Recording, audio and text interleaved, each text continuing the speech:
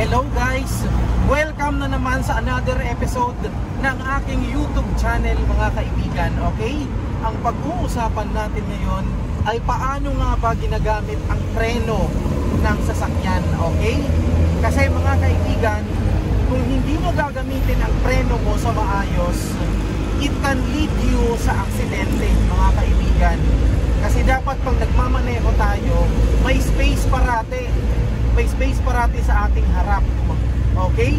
At ang paggamit ng preno ay hindi biglaan, kasi kung biglaan, mga kaibigan, pwede ka kasing tumaob, pwede ka kasing maaksidente. So dapat ang paggamit ng preno ay clutch, brake ng dahan-dahan mga kaibigan. Yon ang tama. Alam nyo, ang isa pang mapaproteksyonan doon mga kaibigan ay yung gulong nyo. Yung mga gulong kasi as of this time sobrang mahal na, okay?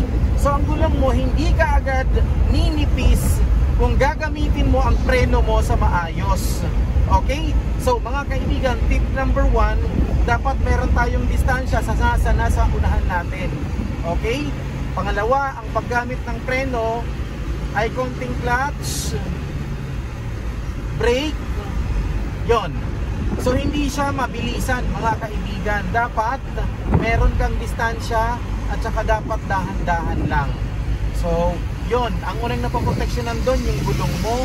Yung gulong mo hindi siya kaagad ninipis. Pangalawa, hindi ka syempre maaaksidente.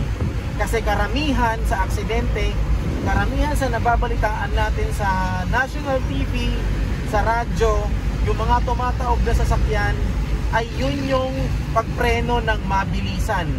Bakit ba sila mga kaibigan nagpipreno ng mabilisan? Kasi nga wala na silang space sa laba, wala na silang space sa harap nila.